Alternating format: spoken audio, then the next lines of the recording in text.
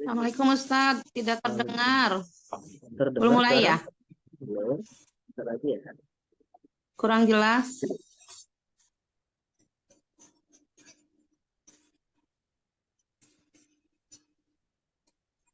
Sekarang terdengar jelas? Sedikit lagi Ustadz. Sedikit lagi sebentar ya.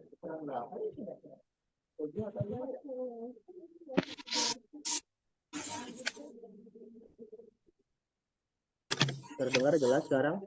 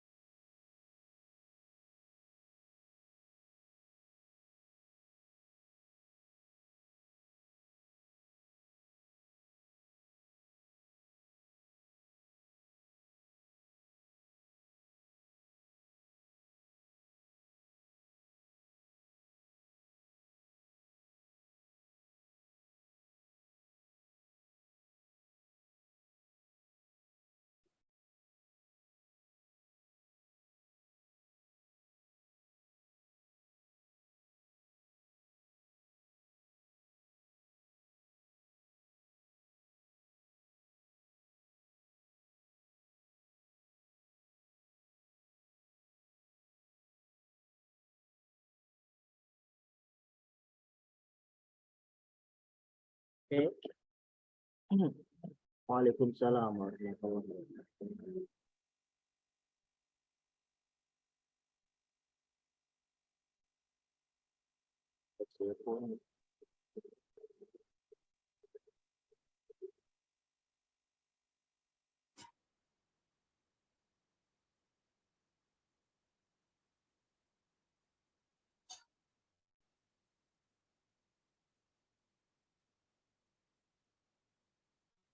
Hari ini yang mengisi Ustadz Saiful ya.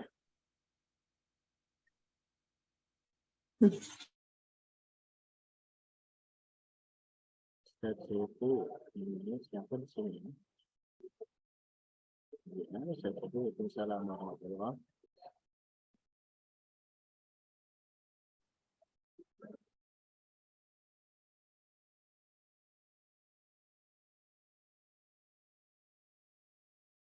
Iya, gitu.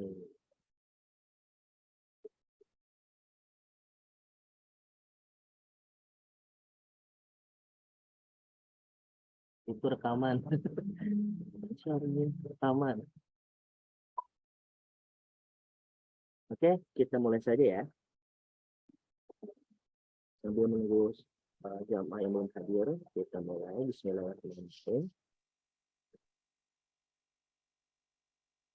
Untuk pekan lalu kita sudah banyak membahas ya, bukan pekan lalu, 2 bulan yang lalu mengenai kitab yakni Fasyafatul Qulub ya. Untuk hari ini insya Allah kita mengaji tidak mengaji kitab tafsir yang diampu oleh Ustaz Rizaludin, tapi mengaji kitab Tazkirun Nafas karangan dari Al-Alamah Al-Alamul Ghuyub bin Ghazali ya, dalam karyanya Fasyafatul Qulub.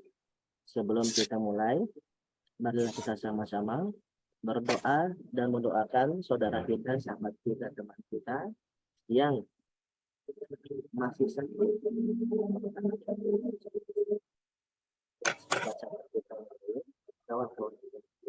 Semoga Allah Subhanahu wa Ta'ala mengangkat penyakit mereka, diberikan kejujuran dosa-dosanya, dan juga diampuni dosa-dosanya. Dan juga kita berharap kepada Allah Subhanahu wa Ta'ala untuk saudara kita, sahabat kita, teman kita yang telah sempat mendahului kita. Semoga Allah Subhanahu wa Ta'ala mengampuni mereka, memberikan maghfirah, rahmah dan syafaat atas mereka semua. Amin. Amin. Solehana Qur'anul Furqan al-Fatihah.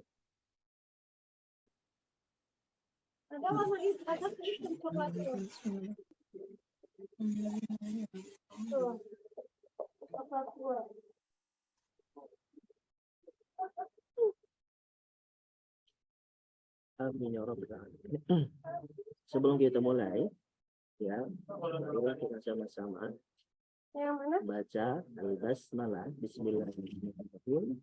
Semoga apa yang kita pelajari hari ini menjadi berkah bagi kita semua dan mendapatkan kebaikan di sisi Allah Subhanahu wa Ta'ala, menjadi ridhonya Allah Subhanahu wa Ta'ala, dan kebaikan kita nanti pada hari yang besar. Amin. Bismillahirrahmanirrahim. Warzuqna fahman Allah manfa'na bima 'allamtana wa 'allimna uluman tanfa'una warzuqna uluman tanfa'una fid dunya wal akhirah. Amin. Bismillah ya. Untuk pekan lalu kita membahas mengenai bab fi bayanil khauf ya. Bab fi bayanil khauf. Apa itu bab fi bayanil khauf? Bab menerangkan ya tentang takut kita kepada Allah. Saya pernah membahas ya, di dalam takwa seorang mukmin dan muslim yaitu ada khauf dan roja.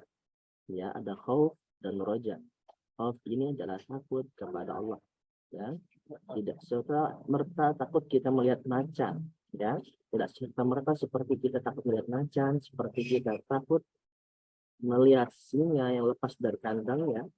Tidak serta merta mungkin ada yang takut juga ketika sendirian di rumah gelap, mungkin takut melihat hantu di zaman sekarang itu ya. Tapi khauf ini adalah takut dari sesuatu yang mungkin kita belum pernah ya, belum pernah menyaksikan itu akan terjadi kepada kita, baik itu iqabnya Allah atau azabnya Allah atau balanya Allah atau mungkin naudzubillah azabnya Allah gitu. Semoga kita tidak termasuk orang-orang yang sudah ya. Maka di dalam khauf ini takutnya Allah kepada Allah Subhanahu wa Ta'ala berbarengan dengan roja.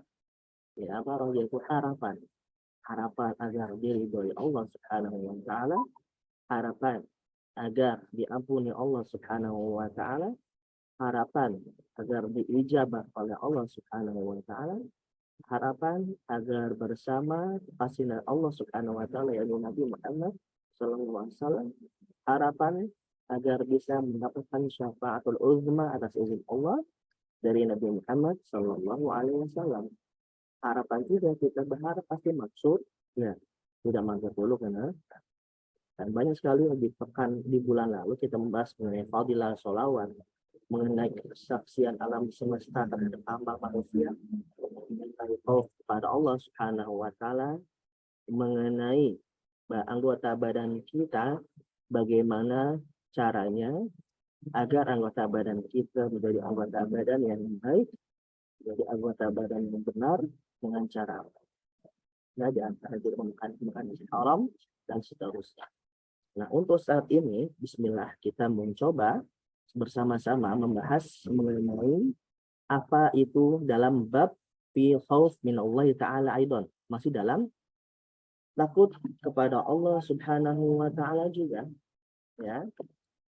dalam paragraf pertama ya di dalam kitab ini, qala Abul Laits ya, qala Abul Laits.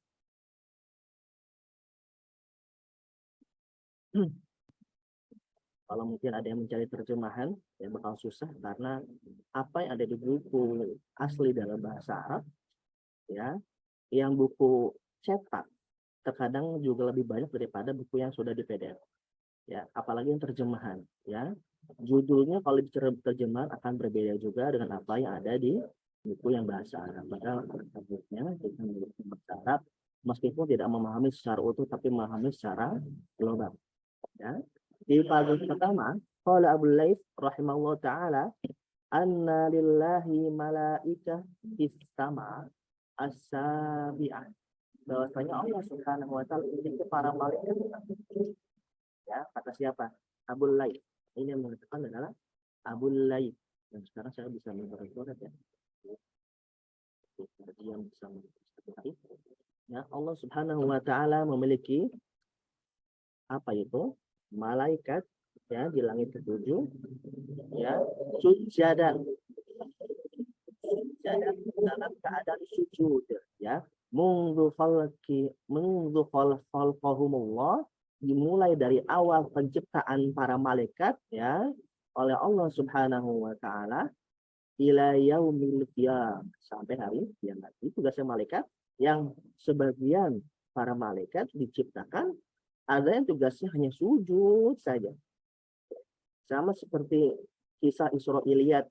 Kalau kisah Israiliyat itu apa sih? Kisah yang berasal dari siapa? Dari orang-orang sebelum kita. Ya, dari orang-orang sebelum kita yang mengisahkan bahwasanya di antaranya apa? Di antaranya ada kaum dari Nabi Idris, seorang ibu yang menangis terseduh-seduh melapor mengadu kepada seorang soleh di zaman Nabi Idris, mengatakan, wahai orang soleh, sambil terseduh-seduh menangisnya, putriku sudah meninggal di usianya yang 300 tahun, sedangkan dia belum merasakan menikmati ibadah nikah atau berumah tangga. Ya, akhirnya seorang soleh di zaman Nabi di sini mengatakan kepada si ibu tersebut, wahai ibu, kelak nanti ada seorang nabi bersama umatnya yang hanya berusia sekitar 70 tahun saja. Ya, maka seperti kita juga kagetlah ibu tersebut, ya, kaget, ya. Setelah itu mengatakan, wahai orang soleh, jika demikian, aku dalam posisi demikian, maka jika aku diberi umur sekitar 60 tahun saja, aku akan selalu sujud taat kepada Allah Subhanahu wa taala sampai akhir hayatku. Maka kisah ini dalam Israiliyat ini bersamaan, mirip seperti apa yang ada dalam hikmah yang dikatakan oleh Abu Laits, bahwasanya para malaikat ada yang diceritakan oleh Allah sebagian tugasnya hanya sujud kepada Allah saja dari awal penciptaan sampai hari kiamat. Kalau kita manusia biasa kita ini ya yang tidak diciptakan hanya dalam taat saja, mungkin merasa canggih lah ya, bahkan yang 5 waktu pun kan ya, 5 waktu kadang-kadang ya sering tertinggal ya, sering tertinggal atau mungkin telat ya di akhir waktu ya. Silakan sholat ya, diusahakan di awal waktu. Kewajiban kita mengusahakan sholat baik di awal, di tengah ataupun jangan sampai di akhir ya, terutama maghrib ya. Karena apa? Karena maghrib dalam beberapa pandangan ulama para Syafi'iyah ya, batas maghrib ke isya itu sekitar 20 sampai 25 menit. Kan nggak ada yang tahu waktu isya tuh dulu, terutama ya, dulu tuh waktu isya itu kapan. Sedangkan zaman sekarang orang mengetahui waktu isya karena sudah pintar dalam ilmu perbintangan, astronomi, melihat bintang ya. Tapi pada zaman dulu sekitar 20-25 menit ya, itu lanjut dengan sholat isya ya. Bahkan di daerah Hadramaut kayak ada setelah maghrib ya, habis itu mungkin mereka minum chai gitu ya, minum teh, minum kopi, habis itu ngobrol-ngobrol, habis itu melaksanakan sholat isya tidak kurang lebih dari 25 menit ya. Makanya untuk khusus maghrib jangan sampai ditunda-tunda untuk akhir waktu, diusahakan di awal waktu. Karena kita nggak tahu maghrib itu selesai atau tidaknya kapan. Lanjut, tarta'idu faraisuhum, ya. Faraisuhum min makhafatillahi ta'ala. Jadi para malaikat ini sayap-sayapnya juga kegigilan mentakut terhadap Allah Subhanahu wa taala. Ya. Padahal para malaikat ini Allah ciptakan hanya untuk taat saja. Ya, misalnya kita manusia ada yang diciptakan tapi taat saja.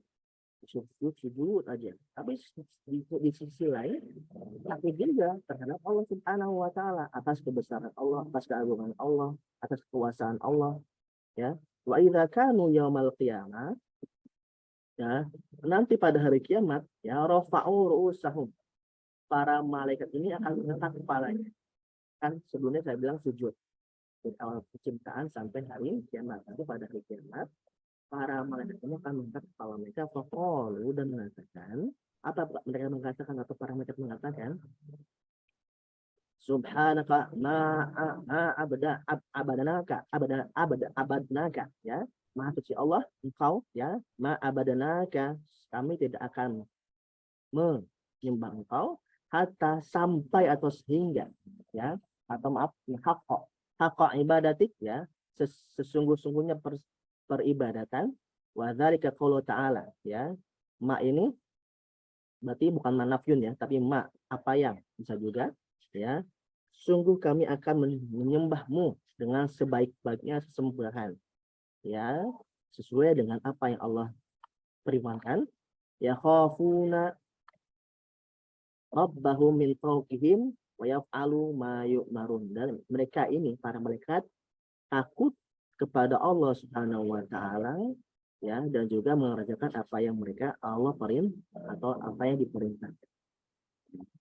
Itu malaikat, ya, yang hanya punya taat saja dalam dirinya. Bagaimana dengan manusia? Manusia tidak mungkin.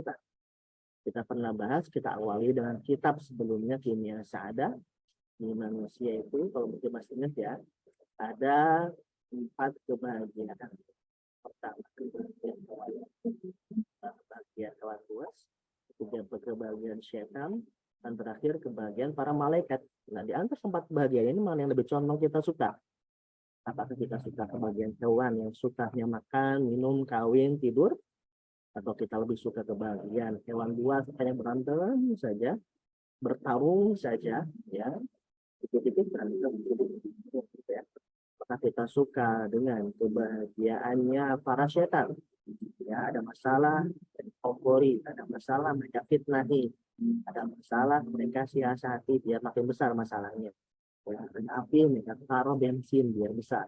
Atau kita lebih suka dengan kebahagiaan para malaikat, ya, taat, senang, bahagia kepada Allah Subhanahu wa taala. Jadi materi kita bahas ini tidak jauh lebih untuk mendekatkan diri kita kepada Allah dengan cara membersihkan, mensucikan jiwa kita, ya.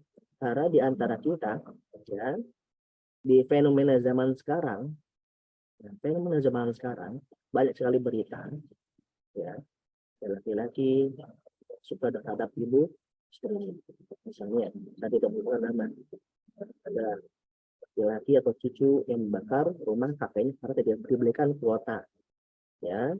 Ada laki-laki yang memutilasi punten, ya, istrinya karena meminta mobil, padahal saat itu belum mampu, ya. Hal ini tidak akan terjadi jika dia mungkin muslim. Yang kedua, ada iman di hatinya.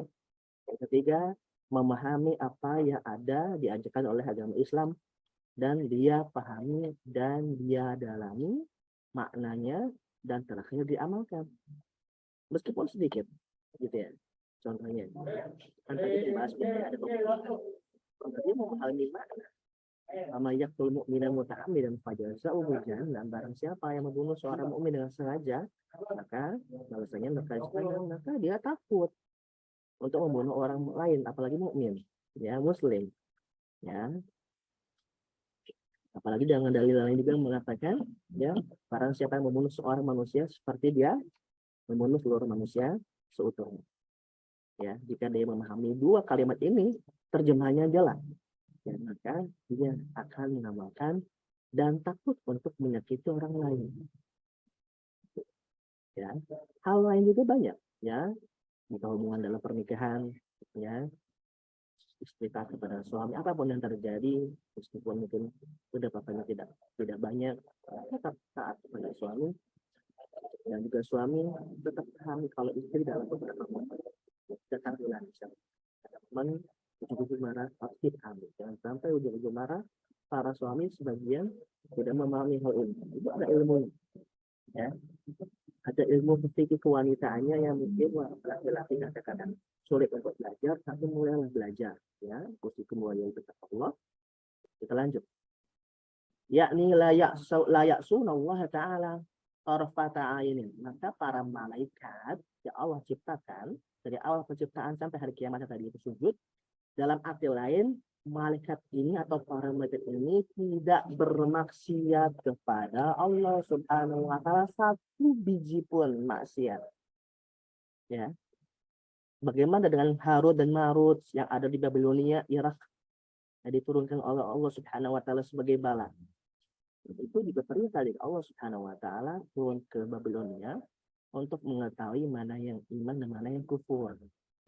Ya, diajarkan kita untuk mengingkari Allah Subhanahu wa Ta'ala. Ya.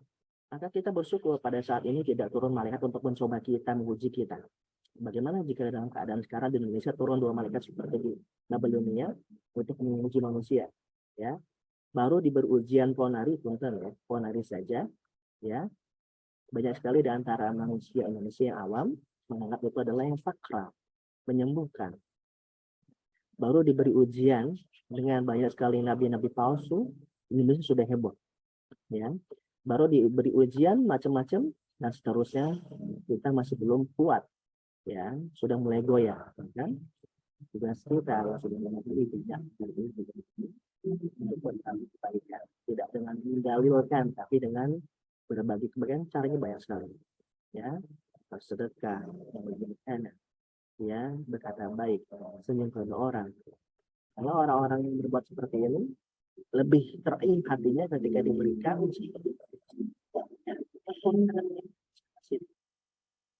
orang ini baik sekali. Baik, kasih dalil lagi, ya. Maka jika seperti itu dengan hari terenyuh, hatinya mu'allafah qulubuhum. Hatinya juga condong kelak menjadi orang-orang yang terakhir dengan agama Islam dan syukur insya Allah menjadi orang yang bersih. Karena kebaikan yang kita tebar tidak dengan kesombongan. Lanjut, ya. Ini bahwa saya tidak baca karena itu yang di atas, ya, meskipun ini ada firman dari Allah, perkataan dari Nabi Muhammad Shallallahu Alaihi Wasallam, yang mana kalau dalam intinya idza sya'arra jasadul abdi min khasyatillah ta'ala tahatat anhu lambuhu kama tahatat anhu asyajarah farafah. Jadi intinya, ya, apabila tubuh seorang hamba yang Allah Subhanahu wa Ta'ala menggigil karena takut kepada Allah, maka jika dia takut, misalnya ada yang baca ayat Quran ini, Iqra bismi rabbikal ladzi khalaq, ayat Quran mengenai pembahasan mengenai siksa kubur, siksa neraka, ya, maka jika dia menggigil ketakutan karena Allah Subhanahu wa Ta'ala, maka kata Nabi Muhammad, dosa-dosanya jatuh berguguran. Apa? Dosa-dosanya jatuh berguguran. Dosa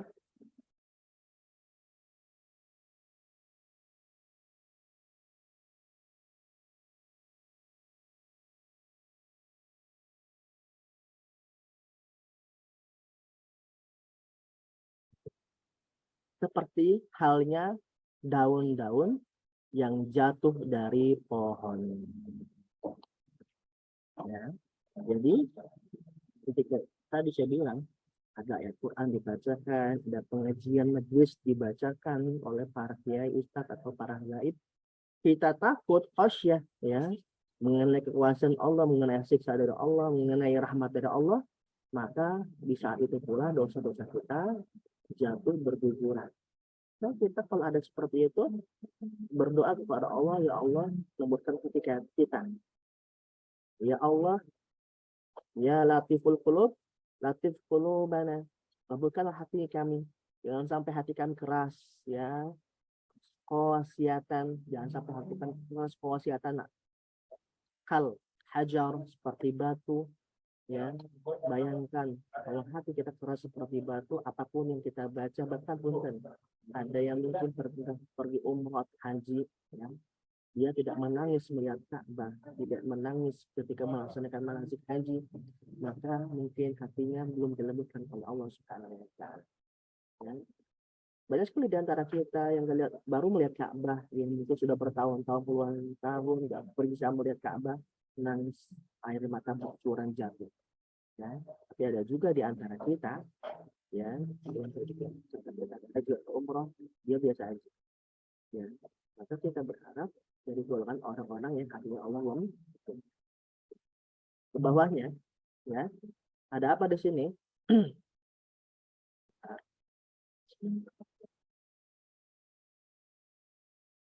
Ya, oke. Haka anna atau Tokia ceritakan anna rajulan ta'ala qalbu bi imra'ah. Ini seru ya. Membahas mengenai wanita, ya, yang disukai oleh seorang laki-laki. Ya, Tokia anna rajulan ta'ala qalbahu bi imra'ah. Maka diceritakan ada seorang laki-laki yang hatinya terpaut, tercantol, ya. Cantol atau tercilok lah dengan seorang perempuan, ya. Imra'atin, nggak disebutkan namanya, kan rojulan dan imra'atin, ya. Nggak disebutkan namanya, ya. Kita pahami makna atau hikmah dari kisah ini.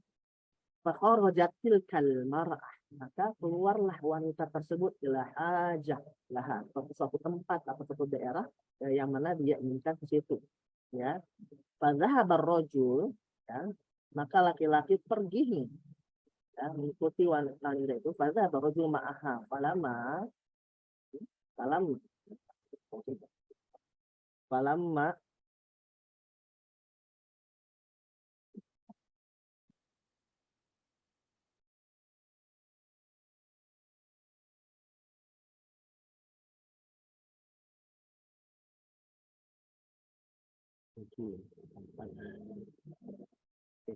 falamma qala biha, oke. Falamma qala biha fil badiyah, dan ketika, ya, tidak ada siapa-siapa di situ, hanya ada laki-laki, ya, yang bersama perempuan itu, ya, dan melihat para manusia sedang tidur di sekelilingnya, ya, absyar rajul, ya, sirruhu ilaiha, maka laki-laki ini mengucapkan salam pada perempuan yang dia suka. Faqalat lahu al-mar'ah, maka wanita tersebut mengatakan pada laki-laki yang suka kepada perempuan tersebut, "Ungdur anaman nas bi ajma'hum." Lihatlah ya laki-laki, semua laki-laki ini, semua manusia yang ada di situ sedang bobo, sedang tidur, ya. Terus fafariha rajul biqauliha, maka bahagialah laki-laki yang suka pada wanita tersebut. Wa dhanna annaha qad ajabathu, maka menganggap wanita itu Pak ngasih kode gitu ya. Pada zaman sekarang gitu ya. Pada tidur gitu ya, misalnya malam minggu ada orang tua juga kode zaman sekarang. Tapi zaman dulu beda, ya. Zaman dulu seperti ini. Tuh lihat tuh pada tidur manusia. Maka laki-laki ini mengatakan dalam hatinya, wah, kasih kode nih. Faqama wa tafa haulal qafilah, dan dia mengecek, mengelilingin orang yang ada hadir di saat itu. Kabilah, kafilah atau konvoi para peniaga. Fa'idzan nas, benar manusia lagi pada tidur. Gak ada yang bangun, gak ada yang menjaga, semua tidur. Faraja'a ilaiha, maka apa? Roja'a, maka laki-laki yang suka kepada perempuan itu kembali kepada wanita tersebut. Waqala, mengatakanlah bagi wanita, "Na'am, humnya, mereka semua bobo tidur." Ma taqulu fillahi ta'ala anam, anam. Okay. Maka kata perempuan, ya, faqalas, maka kata wanita itu apa? Ma taqul, kamu nggak bilang, ya, dalam Allah Subhanahu wa taala itu tidur juga, ya. Naim fi hadis saat, faqala rajul, Maka laki-laki juga menjawab, Innallaha ta'ala la yanam wa la ta'khudhuhu sinatun wa la naum. Sesuai dengan surah akhir di ujung dari ayat kursi. Ya, tidak tidur dan juga tidak mengambil tidur dan tidak juga mengantuk. Ya, qalat al-mar'ah, maka wanita mengatakan, innalladzi lam yanam wa la yanam. Sesungguhnya orang yang suatu yang tidak tidur dan tidak butuh tidur, yarona, melihat kita di atas nih, Allah nih. Wa in kana nas la yarawna, meskipun manusia tidak melihat kita, ini bukan an tapi in kana, ya. Meskipun manusia tidak melihat kita. Fadzalika aula ayyaqafu minhuna, itu lebih utama takutnya kepada suatu yang nggak pernah tidur dan nggak pernah butuh tidur dan selalu melihat kita. Siapa? Allah Subhanahu wa ta'ala. Fatarakaha ar-rajul, maka pergilah laki-laki ini khaufan minal khaliq, takut kepada Allah. Ya. Jadi setelah ngobrol gitu, kata wanita ini, takutlah kepada sesuatu yang nggak pernah tidur dan nggak pernah butuh tidur dan selalu melihat kita. Maka larilah, pergilah laki-laki atau pemuda itu takut terhadap pencipta. Wataba waraja'a ila watani, dan bertaubat dan kembali ke negerinya. Falamma mata, ya, ketika meninggal, ya. Siapa yang meninggal? Laki-laki. Sepertinya ini ra'atsu, ya. Ra'atsu. Wanita ini melihat dalam tidur si laki-laki ini. Fakila, ya. Antara fakila lahu, ya. Ini tidak dijelaskan ra'atsu siapa. Ya. Adalah yang mengatakan yang mengatakan adalah siapa? Yang mengatakan seorang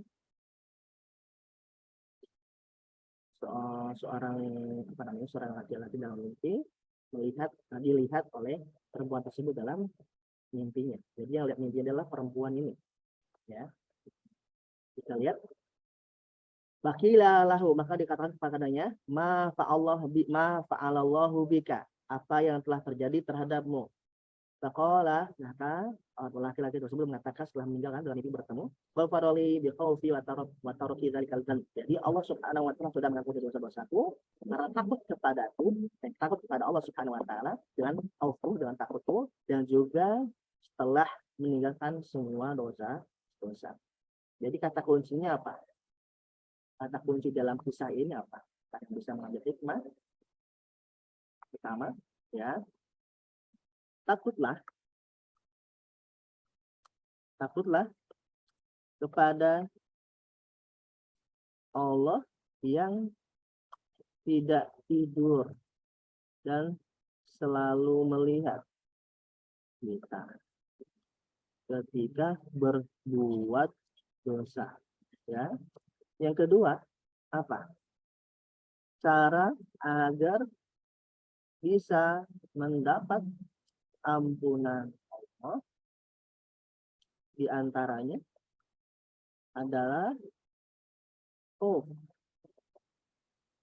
atau takut kepada Allah dan juga meninggalkan dalam kurung total, ya. Total dari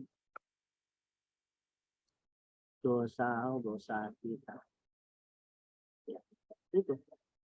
Udah, yang pertama kita tahu Allah Maha Melihat, yang kedua, ya, kita khusyuk kepada Allah, takut kepada Allah, dan meninggalkan total dari dosa-dosa kita. Total, bukan separuh-paruh. Tapi kalau misalnya berat, kita kan manusia biasa, gitu ya. Gak apa-apa, latihan. Tiap malam aja latihan, muhasabah, sholat sunnah, sholat hajat, ya, memohon kepada Allah agar dimudahkan oleh Allah untuk bertaubat. Karena tahu tiap manusia ketika bertobat tuh susah, ya. Ada yang susah karena nggak tahu caranya, ada yang susah karena mungkin ada rasa malas di dalam dirinya, ada yang susah karena sudah lebih banyak dosa di dalam dirinya. Maka kita berharap Allah memudahkan kita untuk bertobat dengan muhasabah. Lanjut lagi hikayah. Jadi dalam buku Mukasyafatul Qulub ini adalah banyak sekali hikayah yang membahas mengenai bagaimana atau cara bertobat kepada Allah, dan juga mengenai kisah-kisah terdahulu ketika mereka berbuat suatu salah atau dosa dan mereka bertobat. Hikayah kana fi Bani Israil rajulun abidun du'aya. Jadi ini hikayah sangat-sangat penting ya. Ada intinya ya dalam satu panjang paragraf ini ada satu keluarga yang sangat miskin, kelaparan dari Bani Israil ya. Dari Bani Israil miskin, kelaparan, gak punya apa-apa ya. Kalau jangan bandingkan kayak zaman sekarang ya. Zaman sekarang miskin atau mungkin fakir itu masih bisa, mungkin ada yang masih bisa makan nasi telur atau nasi tempe atau nasi tahu, atau mungkin ketika dia pindah ke kampung ya, meskipun dia nggak punya HP bagus ya, nggak punya mobil mewah, nggak punya rumah bagus, tapi minimal dalam sehari-hari meskipun atau ladang mungkin ukurannya tidak besar, dia makan sehari-hari bisa cukup melok, jagung, ya singkong, ya ubi, kan cukup. Maka perbedaan dulu zaman sekarang sangat berbanding jauh dengan zaman dulu. Zaman dulu orang tua kita, anak kita, ya, ketika musim panen itu dibagi tiga. Sepertiga ditanam lagi, ya padinya, gabahnya, padinya tersebut. Sepertiga untuk simpan atau simpanan di lubang padi. Sepertiga lagi untuk bisa dimakan atau dijual. Ya, kalau mereka bukan penjual berarti dimakan. Itu aja untuk siklusnya. So, orang dulu tuh nggak ada istilah kelaparan kayak zaman sekarang. Karena orang dulu itu kakek nenek kita atau mungkin orang tua kita paham makna mengenai lepas atau merdeka, lepas dari penjajahan ke merdeka. Tapi zaman-zaman generasi saya mungkin ya, kalau di bawah saya sedikit ya, ada yang sudah lupa makna dari cukup atau qanaah. Ya, zaman sekarang cukup atau qanaah itu tiap orang berbeda-beda perspektifnya, maka berbeda-beda juga kebutuhannya dan keinginannya. Ya, lanjutnya dalam satu paragraf ini ya, saya ambil intisari ya, akan kita baca di bawahnya ini ya, membahas mengenai seorang raja yang mendapati anak dari wanita, istri dari seorang keluarga ini, ayah ini ya, atau suami ini yang mendatangi seorang raja. Ya, raja ketika datang kepadanya akan memenuhi hasrat dan seksualnya, ya, dan diberi upah. Karena keluarga Bani Israil ini dalam keadaan lapar. Ya, ayal asobatu al-maja'ah. Ya, ayal dan dalam keadaan sangat lapar. Jangan bandingkan para kita nggak makan siang atau nggak makan malam sehari, cuma makan sekali. Mereka tuh bisa nggak makan berhari-hari. Ya, Nabi Muhammad pun pernah nggak makan. Ya, bukan berarti rajin puasa. Itu memang di beberapa momen memang sedang tidak punya makanan. Tapi di sisi lain masih bisa memberikan cukup makanan kepada yang bekerja kepada dirinya. Ya, sudah pembantunya kepada istrinya, tapi untuk dirinya dia cukupkan. Ya, osor mutorron faba'asa imrotahu, maka dia dengan keadaan terdesak ya, mengutus istrinya litatlubi syai'an li ayaliha fajat ila baiti rajul, maka datanglah pada seorang laki-laki yang kaya taji wa talabat minhu ma taqut, minta makan. Pertamanya sebenarnya minta makan ya, talabat minhu ma taqut bihi ya luha, untuk menghilangkan dari rasa lapar saja. Misalnya kalau nggak makan 4 hari, minta satu genggam gandum lah gitu ya. Kan bisa satu genggam gandum itu bisa buat suaminya, bisa buat anaknya, bisa buat dirinya, minimal bisa menahan lapar dari makan itu. Hal ini juga sama ketika dalam perang Khandaq ya. Nabi Muhammad juga makan seperti diberikan tabur minyak zaitun, taruh gandum yang uyel di jarinya, itu yang dimakan, yang di jari-jarinya itu. Sedangkan kalau mungkin pernah makan gulai ya, gulai, rendang, atau mungkin seterusnya ada sisa-sisa kerak di tangan-tangan kita di sela-sela ini, yaitu ya makanan Nabi Muhammad dan para sahabatnya ketika sebelum perang Khandaq. Ini diolesi minyak zaitun, dan sini ada gandum ya, dimakan, itu yang dimakan untuk pagi siang sore ya. Maka ini juga terjadi kepada seorang wanita yang meminta makan kepada seorang pedagang yang kaya. Faqala rajul, maka rajul ini mengatakan ya, "Naam, boleh ya, walakin ini min nafsika," ya. Intinya puaskanlah diriku ya, fasakatat al-mar'ah ya. Maka wanita tersebut atau istri dari seorang laki-laki Bani Israil tersebut diam ya wa'adat ila baitiha, pulang ke rumahnya, fanadharat ila ayaliha wa yasihuna wa yaqulun ya ummi nahnu namut. Ketika pulang lihat anak-anaknya berteriak, mungkin ada yang kelaparan ya ummi kami yang mau mati atau meninggal saking laparnya. Nah, coba kita cek ya, kalau dalam manusia itu ada kandungan air yang cukup banyak, 70% mungkin lebih ya. Ini dalam keadaan kelaparan berarti dia mungkin nggak makan dan nggak minum bisa berhari-hari, bahkan lebih kurang dari seminggu atau lebih dari seminggu. Ya. Maka jika dalam kondisi seperti ini seorang ibu dari anak-anaknya itu kasihan, ya. Tina makna kulu fadhahabat, maka pergi lagi seorang istri tersebut ya ke laki-laki ini ya, berbicara lagi, laki-lakinya pengen apa? Kata laki-laki, ataku hajati nak maktiyah fakolat, maka apa hajatnya tadi dicukupkan ya, fakolat, maka wanita tersebut mengatakan naam, ya betul, boleh ya. Boleh dalam artian sebagai wanita penghibur ya dari laki-laki pedagang yang kaya. Palama qala biha, maka ketika apa? Hendak akan apa namanya? Dipergauli oleh laki-laki lain, ya punten ya. Ketika hendak digerayangin punten ya. Maka apa? Faqala laha, maka laki-laki ini mengatakan karena ketika saat itu wanita ini gemetar. Ya malaki, kenapa kamu ya? Faqalat ini akhafullah. Ini bentar, kata wanita tersebut atau istri dari suami Bani Israil tersebut, aku takut Allah. Faqala ar-rajul, maka laki-laki mengatakan innaki taqafin Allah ta'ala ma'ama bika minal faqri. Engkau ya wanita takut kepada Allah Subhanahu wa taala dalam selain kamu dalam keadaan fakir, fa'ana, maka saya ahaqu bil khauf minka, maka aku lebih berhak, lebih takut darimu. Maaf, minki. Ya. Maka laki-laki tersebut dan perempuan tersebut tidak ready untuk dalam arti untuk bercinta karena bukan pasangan, ya. Karena bukan pasangan, maka karena apa? Takut kepada Allah Subhanahu wa ta'ala. Ya. Wa amtana'an hawa wa qadha hajatiha. Saat itu pula laki-laki pedagang tajir ini, ya pedagang, memberi apa yang dibutuhkan wanita tersebut. Wan sorofat bini'matin katsirah bilang yang tak pulang membawa makanan yang cukup, ya. Fafarihu, maka mereka semua senang. Fa'ahullahu ta'ala, maka Allah Subhanahu wa ta'ala saat itu juga mewahyukan kepada Nabi Musa ayakul, untuk mengatakan li fulan ibnu fulan, untuk fulan bin fulan, anis sungguhnya aku qad ghafartu dzunubahu, telah mengampuni dosa-dosanya. Faja'a Musa alaihissalam, datanglah Nabi Musa. Maka mengatakan la'allaka qad fa'alta khairan bainaka wa bainallah. Aku berharap kepada Musa, engkau telah berbuat kebaikan antaramu dan antara Allah Subhanahu wa ta'ala. Pada qara al-qissu alaihi, maka disebutkan kisah tersebut untuk itu ya. Maka ketika pedagang, jadi ini memberikan kabar pada pedagang tersebut ya.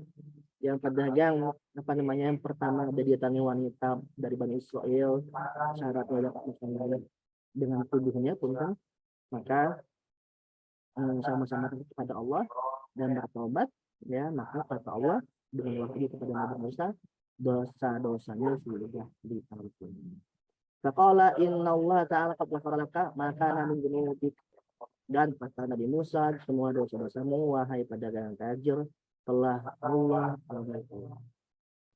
Jadi hikmahnya apa? Kembali kepada yang pertama, yang ini, takutlah kepada Allah yang tidak tidur dan tidak butuh tidur dan selalu mengingat kita ya ketika kita akan hendak berbuat dosa. Yang kedua, apa cara agar bertobat kemudian Allah Subhanahu wa taala, ya Allah takut kepada Allah dan juga meninggalkan total dosa. Maka kata Nabi Muhammad SAW di apa namanya, di dalam riwayatnya, la ajma'u ala abadi, kata Allah Subhanahu wa taala, ya Allah Subhanahu wa taala tidak mengumpulkan dalam diri hambaku khaufa ini wala amna, ini tidak mungkin dua takut dan dua rasa aman. Yang pertama Man khafani fid dunya amintuhu fil akhirah. Barang siapa yang takut kepadaku di dunia, maka aku akan mengamankannya di akhirat. Itu janji dari Allah Subhanahu wa taala. Wa man amanani fid dunya akhfatuhu yaumil qiyamah. Maka barang siapa yang merasa aman terhadap Allah Subhanahu wa taala, bersama Allah Subhanahu wa taala, maka Allah Subhanahu wa taala akan menjadinya nanti pada hari yaumul qiyamah, hari kiamat.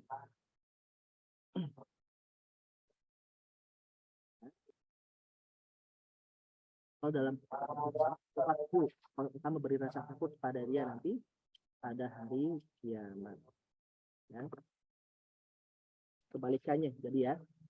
Yang pertama, barang siapa yang takut kepadaku di dunia, maka aku akan menjaganya di hari kiamat. Ya. Yang kedua, barang siapa merasa aman di dunia, ya, maka aku akan beri rasa takut yang lebih besar nanti pada hari kiamat. Ya, sekarang kita pilih, ya, apakah kita termasuk golongan yang pertama atau golongan yang kedua?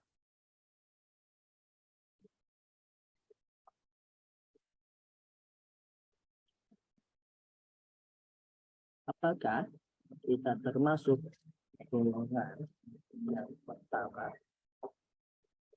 atau yang kedua? Ya, kita memilih apakah kita termasuk dari orang-orang yang yang takut di dunia tapi diberi aman di akhirat, atau yang aman, merasa aman di dunia dan takut di akhirat. Ini yang kita pilih. Maka kita berharap dari golongan yang pertama, yang merasa takut di dunia tapi akan Allah beri rasa aman nanti di akhirat. Karena kita gak mau nanti di akhirat sudah takut, ya, karena kita kita itu manusia yang nggak bisa apa-apa ketika di akhirat, ya, udah nggak bisa apa-apa lagi di akhirat. Beramal soleh udah nggak bisa, sholat udah nggak bisa, sholat pun mau sholat juga buat apa, mau zikrullah, ya sudah tidak ada apa-apa lagi. Kita, tabungan kita ada di dunia, deposito kita ada di dunia ini, ya. Ketika nanti pada hari kita meninggal, sudah di alam kubur, di akhirat, kita tidak punya apa-apa selain dari amal soleh dan amal salah kita.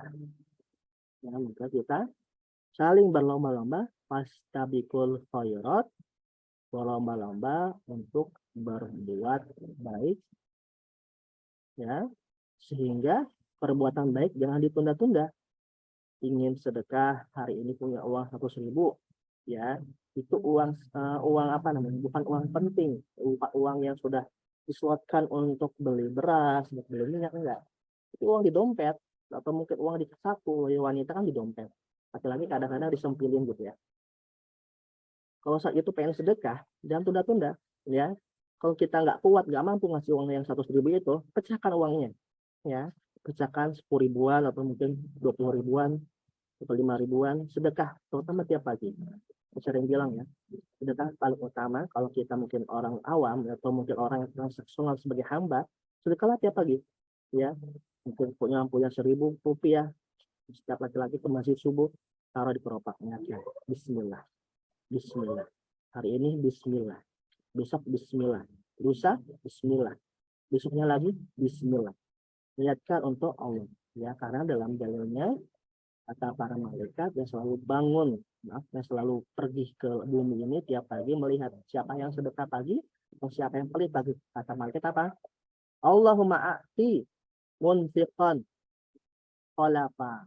Berilah ya Allah, kata para malaikat, ya, bukan kata saya. Berilah siapapun yang bersedekah pada pagi hari ini, khalafa, ganti. Khalafa ganti, bisa yang lebih baik atau lebih baik lagi, ya. Juga berdoa, Allahumma a'ti mumsikan talafan. Ya Allah, siapa yang bersedekah, ya, siapa yang menahan uang atau tidak bersedekah pada pagi hari, berilah kepada dia. Mumsikan ini menjaga uang itu, menahan uang ini, talafan, suatu kerugian, suatu urusan. Maka sedekah itu kan bisa uang, bisa juga dengan hal lain. bisa dengan makanan, bisa dengan buah-buahan, bisa dengan bantuan uluran tangan kita untuk orang lain, dengan cara apapun sedekah. Ya, pas tadi bilang, kalau mungkin nggak mampu sedekah 100.000 karena hati kita tidak terbiasa, bagianlah sedekah di bawah itu. 1.000 rupiah, 2.000 rupiah, apa tiap hari dawamkan, ya, dawamkan. Kan di antara fadilah sedekah, ya, adalah tolak bala.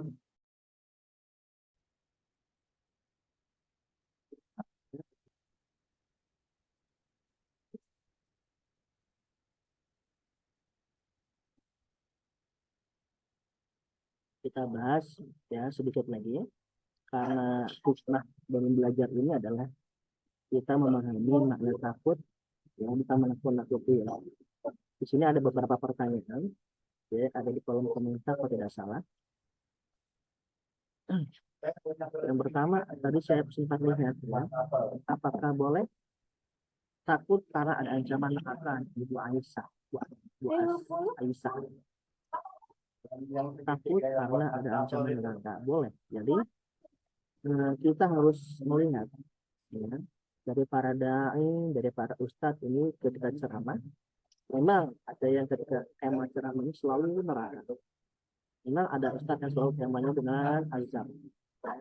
Maka perlu kita ambil ibrah atau hikmahnya agar hati kita gemetar, badan kita gemetar, takut terhadap itu. Itu pertama. Kan tadi saya sudah bilang, ya, barang siapa yang tadi sudah sebutnya, ya, ketika kita bergetar karena takut kepada Allah, maka dosa itu juga berguguran seperti halnya daun berguguran yang berada di pohon. Kalau kita melihat pohon yang di musim di Eropa gitu, ya, di Eropa ketika musim salju, musim semi kalau tidak salah, ya, itu daun-daun berguguran, copot semua warna kuning. Seperti halnya kita, kalau kita takut, badan kita gemetar, tidak melakukan dosa, hati kita gemetar untuk melakukan dosa, dan kita tidak melakukan dosa tersebut, maka seperti halnya dosa-dosa kita berguguran, yang sudah pernah kita lakukan berguguran seperti daun berguguran yang berada di yang pertama. Jadi ini dari siapa ini betul? Dari Ibu Amira, ya. Ini layarnya sudah terbagi, ya. Dari Ibu Amira bertanya mengenai apakah Islam ajarin takutin orang sehingga ada momok seram untuk takut takut kepada yang tak tampak, ya. Saya balikin lagi, ya. Mungkin ada di antara kita, ya, ada yang mengatakan, ngapain sih kita sholat, ngapain sih kita sholat 5 waktu, kok kan nggak bikin kita kaya, ya. Ngapain sih kita takut kepada Allah, Allah tak nyata, tak tampak. Hati-hati terhadap ucapan seperti ini. Pertama, orang sudah paham tentang ilmu ini, menyemak sedikit, belajar apa lagi sama kita, ya, hati-hati, ittaqullah, bertakwalah kepada Allah. Itu aja dulu, ya. Sudah zikir, baru kita menenangkan diri.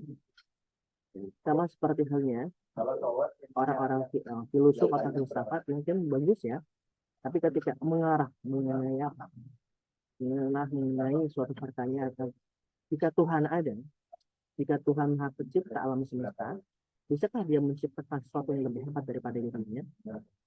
Ya, kita tidak mampu tersebut, maka kita tawakuf berhenti.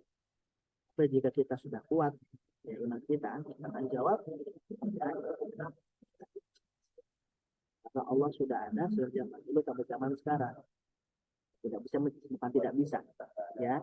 Allah sebagai pencipta alam semesta menciptakan sesuatu yang lebih lemah darinya, ya, sebagai makhluknya, ciptaannya. Ya, tidak ada yang bisa lebih kuasa daripada Allah Subhanahu. Maka kembali lagi pada tadi, bagi orang-orang yang menanyakan bertanya dalam dirinya, betapa sholat. Sholat itu tidak mendatangkan kita kaya, tidak bikin kita kaya. Mungkin balikin lagi, beberapa mungkin para pendai, gitu, misalnya, atau mungkin pendai mungkin cukup lah, ya, cukup ada cukup, gitu. Ustadz mungkin, Ustadz, beberapa Ustadz itu biasa aja sih, tidak mampu gitu misalnya tanda kutip, ya. Kita tarik kembali ya, tarik kembali, ya. Para ulama, orang-orang salaf, soleh, ada yang kaya, karena berdagang berniaga. Ada yang cukup,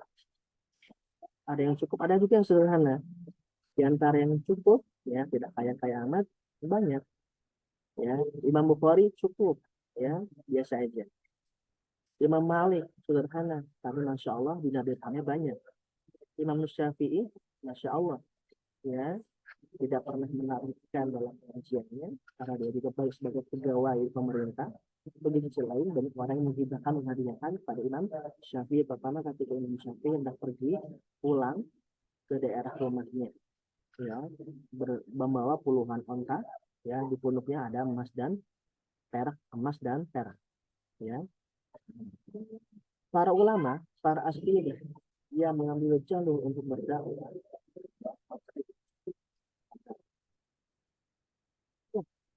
Kita punya kekayaan yang lebih, ya. Tapi kita dioptimalkan untuk berdakwah, ya.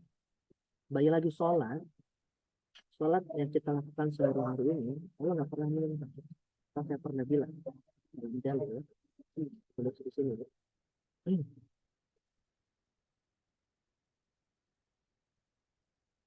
Dalilnya,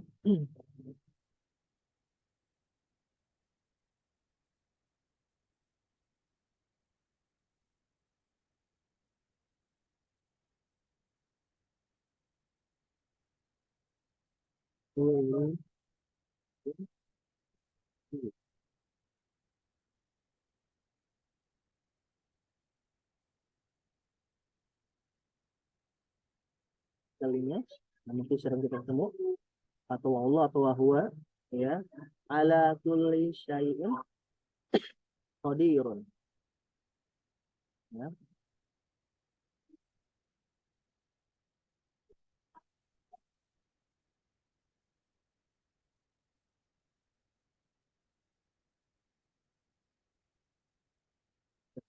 Wallah atau inna wa ala kulli syai'in qadirun. Ini ya.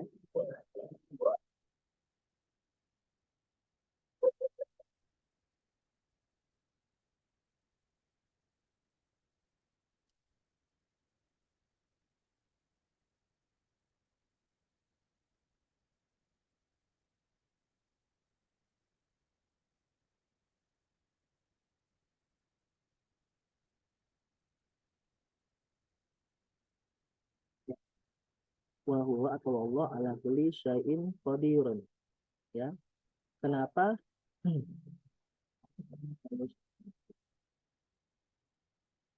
Kenapa dalam tadi yang saya tuliskan Allahu ala kulli syai'in qadirun, bukan qadirin, ya, yang artinya dan Allah segala atas suatu syai'in, bukan syai'in, qadirun, ujungnya qadirun, ya. Kenapa qadirun? Qadirun memiliki makna maha kuasa. Qadirun memiliki makna maha kuasa, ya. Maha kuasa terhadap apa? Segala sesuatu. Jika kita ubah, ya, wallahu ala kulli syai'in qadirin, jadi berkasr, ujungnya menjadi kasroten. Maka alam semesta ada dulu, baru adanya Allah sebagai pencipta alam, ya. Butuh alam semesta dulu, baru Allah maha kuasa. Seperti halnya Fir'aun butuh Mesir dulu, baru menjadi Fir'aun, gitu. Butuh Afrika dulu, baru jadi Fir'aun. Tapi Allah itu Qadir, maha kuasa. Adanya alam semesta ini yang kita pijak sekarang, kita minum airnya, ya, ataupun nanti tidak ada, Allah tetap maha kuasa. Kembali lagi, ya, sholat yang kita lakukan sehari-hari, Allah nggak butuh. Meskipun kita diantar kita banyak yang nggak sholat, Allah tetap maha kuasa. Nah, sholat untuk diri kita. Karena makna sholat secara bahasa adalah doa. Kita cek dari mulai niat, takbir, Allahu Akbar. Nah, selanjutnya iftitah, selanjutnya Al-Fatihah, terutama di Al-Fatihah. Ya, di Al-Fatihah itu adalah inti sari doa kita. Apa di situ kita mintanya?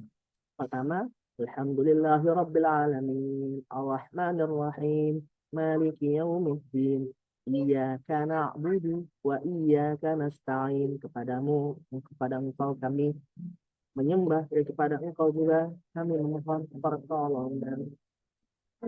Mintaan kita apa selanjutnya? Ini baru minta ya. Ihdinas siratal mustaqim. Berilah kami jalan yang lurus. Jalan yang lurus di dunia itu sulit, penuh terjal, penuh halangan. Yang akan kita bahas di bab selanjutnya mengenai sabar terhadap ujian dan bala. Nah, pernah sudah dibilang ngomong ya, malam yasbir ala balai, ya, barang siapa yang tidak sabar terhadap balaku, ya, maka selanjutnya janganlah tinggal di duniaku. Ya, dalam diskusi, ya, bagi lagi, ihdinas siratal mustaqim, berilah kami jalan lurus. Dunia jalan lurus sulit sekali untuk menuju akhirat atau surga kita, maka caranya cuma 3, ya, Islam, iman, dan ihsan. Ringan tapi sulit, ya. Jadi saya bilang zaman sekarang zaman penuh materialistis, merasa mudah, merasa nyari uang mudah. Kayaknya enak di SCBD gitu mungkin. Kayaknya enak di BSD di Jakarta di Tangerang gitu. Tinggal di sana gaji besar di sana. Lama-lama menikmati mungkin sudah punya gaji besar, merasakan pernah mencoba sekali-kali nggak sholat biasa aja, dan selanjutnya dia tinggalkan sholat. Kenapa? Dia merasa sholat dan nggak sholat sama aja. Untuk mencari jalan yang lurus tadi as-shiratal mustaqim adalah dengan apa? Dengan kita melaksanakan Islam, iman, dan ihsan. Kita dikolaborasikan untuk jadi amal daripada manusia. Islam tuh gak cuma sesimpel itu, karena sampai meninggal. Iman juga sama, sampai ujung, sampai hari kiamat, sampai foto dan kodarnya. Katalah, apalagi ihsan, berbuat baiklah seolah-olah kita melihat Allah, kita mampu melihat Allah, yang mampu itu sulit karena kita perlu istiqomah, perlu dawam, dan syarat istiqomah dan dawam ini kita bergaul dengan orang-orang soleh atau orang-orang soleha, sering bertemu di pengajian. Mungkin pengajiannya ringan sih, di rumah perumahan gitu, anak ibu-ibu yang suka pakai mikrofon awal gitu, ngajinya sama terus, nggak apa-apa, ikutin aja. Nah, nanti kalau mungkin agak ada rasa malas sekali, nggak apa-apa, datangin, ikutin, agar apa, kita bertemu dengan orang-orang yang baik. Jangan sampai kita lebih suka berkumpul kepada orang-orang yang tidak baik, ya. Ngomongin orang simpel, ringan sih, tapi tidak baik, ya. Kebaikan kita, masalah kita diambil oleh orang kita ngomongin. Mungkin ada charity gitu ya. Charity-nya mungkin bagus, tapi ngomongin orang yang tidak bagus, ya. Memviralkan sehingga orang yang diviralkan itu merasa tidak nyaman, itu tidak bagus. Ada macam-macam ya, kita boleh sirron wa alaniyah, tapi dengan alaniyah, sembunyi-sembunyi, dengan alias alaniyah sedekah itu yang terang-terangan, seringkali dan terkadang kita mungkin menyakiti orang yang kita berikan, viralkan, tersakitin, makanya diekspos gitu ya, dan seterusnya. Maka kita ya semampu kita berbuat baik, bertemu dengan orang-orang baik, sehingga menjadikan itu ihsan, iman, dan Islam sampai kita meninggal. Sehingga kita dikumpulkan bersama Rasulullah dan para sahabat dan para tabi'in dan para ulama. Ini baik. Dan terakhir sebelum kita tutup ya dari pertanyaan itu, kita lanjut ke paragraf terakhir mengenai pembahas mengenai Umar. Ini paragraf terakhir ya, mengenai Umar. Ya, kenapa Umar? Ya, Umar ya ketika mendengar ayat Al-Qur'an ya, kana Umar radhiyallahu anhu yasqutu minal khauf, jatuh dalam ketakutannya ya. Idza sami'a ayah minal Qur'an, ya, ketika dengar ayat dari Qur'an, maghsyian alaihi. Dia mengatakan maknanya pingsan. Ya, kalau di sini pahami maknanya terhanyut dalam ketakutannya ketika dibacakan Quran. Sama ketika di awal mula masuk Islam, para mendengar bacaan Quran dari adiknya. Ya. Wa akhadha yauman, ya, maka dia suatu saat menangis, ya, menangis terseduh-seduh yang di antaranya, wahai diriku yang telah yang dilahirkan oleh ibuku, ya, saking menangisnya Umar ini atau Umar bin Khattab, ya, air matanya jatuh ke pipinya dan menyisakan warna hitam, sering nangis ya, ini hitam karena bekas menangis karena di antara kata Nabi Muhammad, la yalijun nar man baka min khasyatillah hatta ya'udul laban fil dhar. Maka api neraka enggak akan pernah, ya, enggak akan pernah memasuki dalam seorang yang mana ketika di dunia dia selalu menangis karena takut kepada Allah, ya, seperti halnya susu dari hewan ternak balik lagi kepada susunya tersebut, misalnya harus diperas balik lagi dalam susunya tersebut. Jadi ibrah dari kajian hari ini adalah banyak sekali yang sudah saya akan tuliskan, dan kita belajar tidak terlalu banyak, tapi kita bisa mengambil ibrah, hikmah, dan bisa mengamalkan dari hikmah tersebut. Yang pertama, dalam paragraf ini, ya, kita melihat bagaimana malaikat taat kepada Allah Subhanahu wa Ta'ala, ya. Dan dalam taat itu, meskipun kerjanya cuma sujud dari awal penciptaan sampai nanti hari kiamat, sujud aja, nggak pernah minta, ya Allah saya minta iPhone dong misalnya gitu ya, atau ya Allah saya pengen sekali-kali mau pasar malam, ya Allah, enggak. Itu manusia, karena manusia ada sifat apa? Ada sifat nafsunya. Saya pernah bilang ya, manusia yang memiliki nafsu dan marah itu nggak pernah hilang marah dan nafsunya selama masih makan dan minum. Hilang nafsu dan marahnya gampang ketika dia sudah meninggal. Ya, setelah meninggal, hilanglah nafsu dan marah. Maka untuk menguasai nafsu dan marah dari setiap diri kita, maka kita memerlukan qalbun salim, hati yang salim, sehat, dan aklun salim, akal yang sehat. Jika akal yang sehat dan hati yang sehat itu kepala bonsi, maka bisa menaklukkan marah kita dan nafsu kita. Ya, bagaimana cara menjadikan akal kita dan hati kita bisa kita kuasai dan dalam posisi sehat terus? Yang paling utama adalah zikrullah, zikir kepada Allah. Yang kedua, bergaul dengan orang-orang soleh, ya, baik itu teman kita, sahabat kita, para guru kita. Dan terakhir, makan dari makanan yang baik, halalan, thayyiban. Selanjutnya yang kita bahas yakni apa di situ? Kita baru bahas cuma dua baris, dua halaman ya. Tidak banyak, nggak apa-apa, ini ada hikmah kita bisa ambil. Yang kedua adalah apa?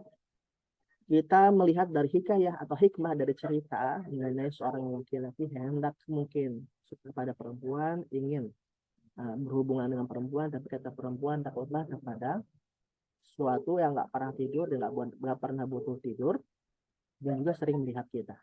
Ya, maka laki-laki tersebut ya jadi ya pulang takut, bertobat dan meninggal, dan dalam mimpi perempuan tersebut bermimpi bahwasanya apa? Bahwasanya dia sudah diampuni oleh Allah Subhanahu wa Ta'ala. Dan yang terakhir, ya, jadi berkabar ya oleh Allah Subhanahu wa Ta'ala, ya, melalui Nabi Muhammad SAW, ya, bahwasanya manusia itu tidak pernah dikumpulkan dalam dua takut dan dua aman. Barang siapa takut kepada aku di dunia, maka aku akan beri rasa aman pada hari kiamat. Dan barang siapa yang merasa aman di dunia, tidak pernah takut kepada Allah, maka aku akan beri rasa takut pada hari Allahu a'lam bishawab. Silakan jika ada yang mau bertanya. Tadi sudah ada dua penanya dari Bu Aisyah dan Bu Maryam kalau tidak salah ya. Sebelum kita tutup ya pengajian kita atau di luar dari materi kita ini, silakan ya. Ada Pak Suaib ya, alam Pak Suaib ini Masya Allah jamaah data dari Kedung Halang Baru ya, yang rumahnya turun ke bawah itu yang macet itu ya. Ada Masjid Al Hidayah yang bagus, Masya Allah ya, masjidnya tertata rapi. ada Bu Rian, juga ada Bu Tatat, ada Bu Devi, Bu Amirana, Bu Latifa, Pak Hussein, dan semuanya. Sedangkan sebelum kita itu ada Pak Anton, Masya Allah juga jamak di Gedung Halang Baru ya, selalu aktif, banyak sekali coretan-coretan kegiatannya dan pengajian Bakata ya, sehingga kita bisa melihat hasil coretan tersebut dan bisa mengambil hibur atau hikmah dari coretan Pak Anton.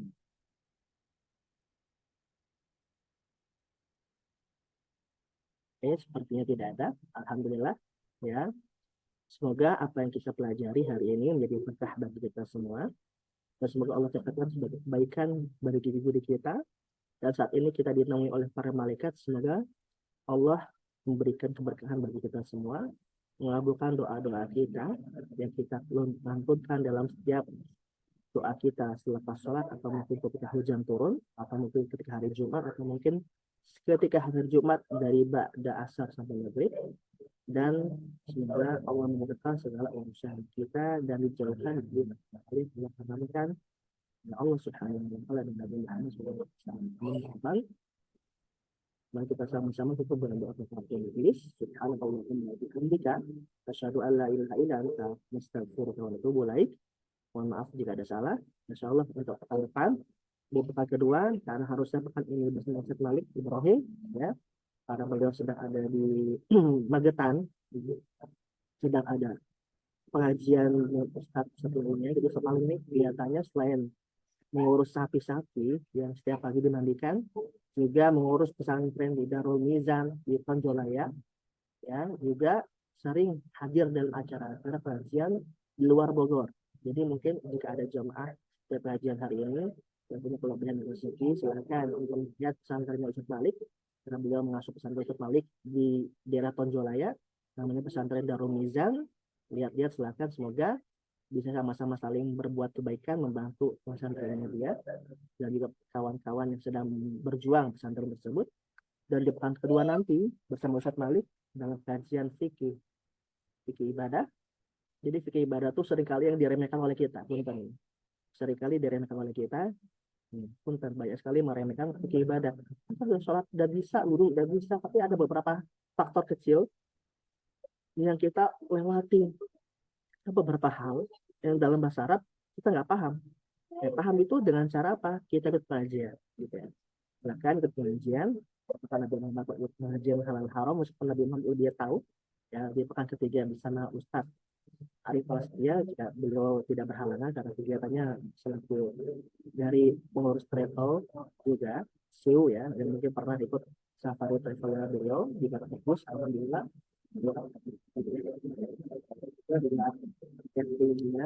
Ya, itu Ustaz Arif Prasetya juga ada acara IO-nya juga Ustaz Arif Prasetya. Dan di pekan terakhir di bulan Januari bersama di hari Rabu ya, bersama Ustaz Isa Mustafa Ramli ya. Ustaz Isa ini pernah memberikan kepada saya amanah dalam setiap flyernya nggak boleh disebutkan gelarnya karena khawatir menjadi suatu yang dia tidak sadar apa yang dia isi, menjadi tawasul untuk orang tuanya sehingga diberikan kemudahan kebaikan untuk orang tuanya dan dirinya. Ya. Dan ya. Saya mohon undur diri dulu ya. Silakan untuk dilanjutkan kegiatan masing-masing, Ibu Desi dan kawan-kawan. Mohon maaf jika salah. Assalamualaikum warahmatullahi wabarakatuh. Waalaikumsalam warahmatullahi wabarakatuh. Terima kasih ya, Pak Ustaz. Ustaz. Terima kasih semuanya. Semuanya ibu-ibu mohon maaf lahir batin ya. Sama-sama. Terima kasih.